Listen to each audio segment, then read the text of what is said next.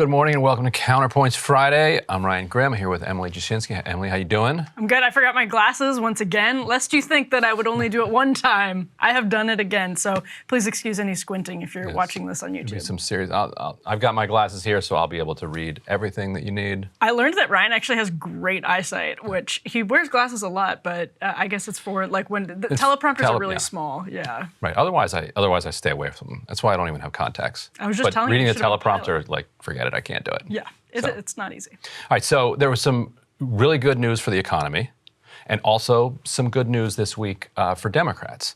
There's the narrative since mid-October, fairly, because you started seeing like a polling collapse, was that the red tsunami was back, the red wave was back. This week, you haven't seen a counter narrative develop in the press, yet if the press wanted to concoct one, the numbers were all there. So Tom Bonnier, a Democratic strategist, compiled these. Let's put that up. This is A1. He pulled up a bunch of different congressional generic polling data. Generic ballot. Generic ballot. Yeah. That's what it is. Which is one of the most reliable sources so far that we've had. This one has not fallen apart. So I can put my glasses on here and read this for you. You guys can read it for yourself. And this, since he tweeted this, another one has come out that has came out from Echelon Insights, which has Democrats up like +2, +3.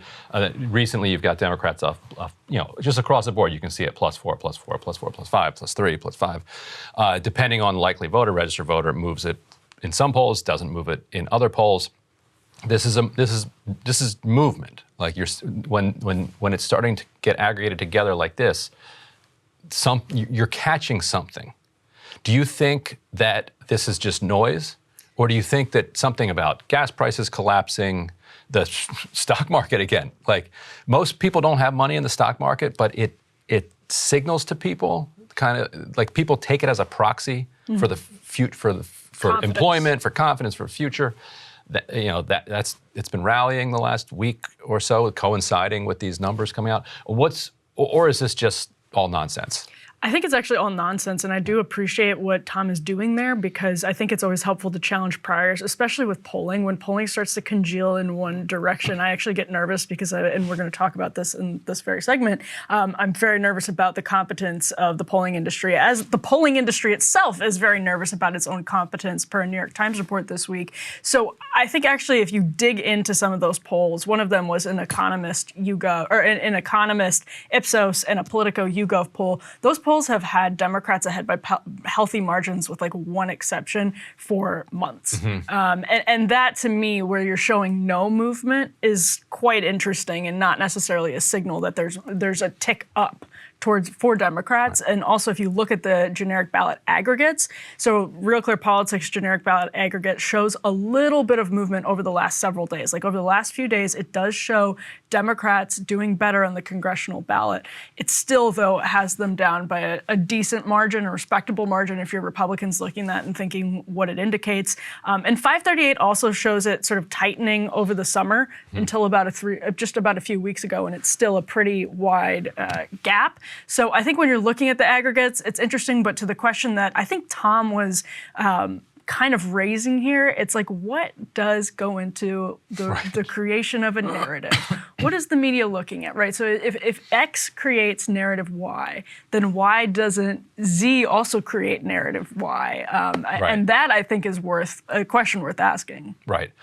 And the polling industry, like you said, is getting very nervous. And you can tell that by, and we can put this second one up, story after story after story is coming out that is basically like blaring to readers and voters, do not trust us. Yeah. Like we have no idea what's going on here. But if you are going to put faith in any polls, and faith is the wrong word, but if you're going to put any stock in any polls, the national polls aren't that bad and haven't been that bad. So if you take 2020 and 2016, in general, the national polls on both, Hillary Trump and also Biden Trump were pretty close. Hillary Trump was pretty bad. Well, she won by 3 million votes, and the polls had her up by a couple points. Like, but they were saying like I guess you're right. The electoral map was where they were getting led. they got all the state. They got key states wrong. So it's when you drill down. But if you looked at the popular vote, they like nailed the popular vote in both 2016 and 2020, and they have nailed the generic congressional ballot. Yes. Pretty consistently. So if now the aggregate does, because obviously they're all over the map here, Democrats need to be like what plus 2 or so. You need to be up a bit to win. Feel good, yeah. Like they don't. If it's even, because of the structural advantage that Republicans have, Republicans will control the House, and that's why 538. It's a key. That's one of the reasons 538 still has Republicans. It's something like an 82% chance of holding the House. But a very close margin, and so movements in that generic poll I think are a lot more interesting than new polls coming out of Wisconsin or Pennsylvania or Nevada, or even Florida, or Ohio. Like those might be wildly off. We might find out they were off by 10. Yeah. in like Ohio or something like that. Well, I remember I think it was a Washington Post poll in 2020 that said, what was it, Joe Biden was going to win by like 17 points over... in Wisconsin, right? In Wisconsin. Yeah. And so the state level polls, it can be shocking. Right. And we saw a huge swing just in Wisconsin with that Marquette poll for Johnson and the Mandela-Barnes race over the course of a couple that, again, it didn't seem to me like that was organically just where public opinion had moved, but that there was some error in the polling that was showing up in itself. But that is the state level races, though, like the fact that we can't gauge them well is kind of insane. And from the pollsters' perspective, it's insane that we would expect them to maintain the same level of accuracy when, if you look at some of the articles that we just put up on the board from the New York Times and 538, they're talking about some really huge, like tectonic shifts in what they have to tackle. So they have all of this technology upheaval. They have the question of Trump, people being like, our politics getting so bitter and divisive that people are afraid of saying who they're voting for, or they have seen pollsters get it so wrong they flat out don't want to be involved in their operation. But here's a quote from this massive sort of New York Times dive into polling just this week. It said, quote, spend several hours talking to them, pollsters, and there's only one conclusion you can reach. The same cross currents of mistrust, misinformation, and polarization that divide our nation are also weakening our ability to see it for what it is.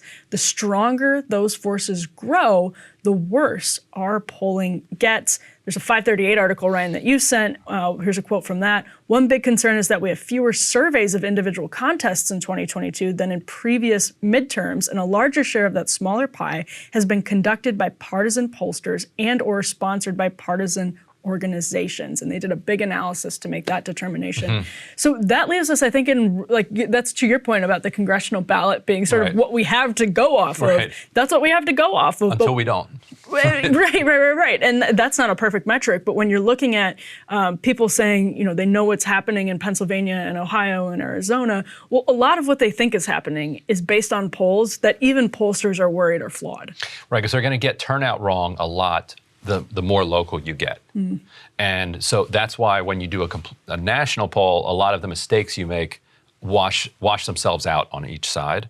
And so 538 had this fascinating look at, and we included in that earlier one, this fascinating look at people who aren't doing polls. And you start to read that story and you're like, well, this is an impossible story to do. How on earth can you do a story based on people who don't answer polls? How do you know who they are? Because they don't answer you. Well, the answer is, so they started out with this gigantic sample of people and then conducted a longitudinal study, which means they came back and they hit them every month or so to check in where they were. And so it's easier to get somebody in this first time. So they got like thousands of people in for the first time. Then a bunch of people didn't show up for the second round. Some more people didn't show up for the third round. But then it plateaued. Like once you did the first two, like you were in. So that gives you a characteristic of people who do polls and the characteristics of people who dropped off out of polls.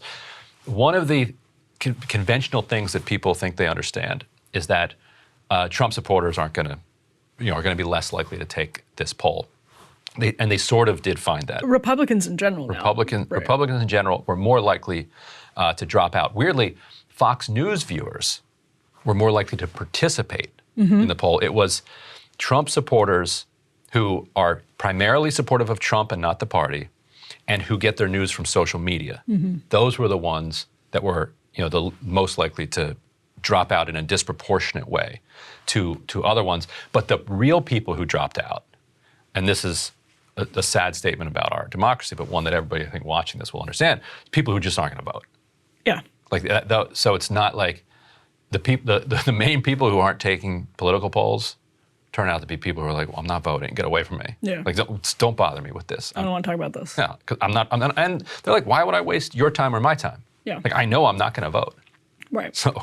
But then again, so that metric aside, whether or not somebody's going to vote is also becoming harder for pollsters to gauge, Right. unless you have a huge difference between polls that just go with registered voters and polls that go with likely voters. And it's just like this huge somewhat Right. nerdy distinction that has a just gargantuan effect on the quality of those polls. And I mean, it's just one thing that people forget, or I guess maybe sort of want to not talk about in Washington, is that when 538 is talking about those partisan polls, the more we're relying on partisan polls, the more we're allowing them to do what they're intended to do, which is influence these elections. Partisan polling is not just for personal information.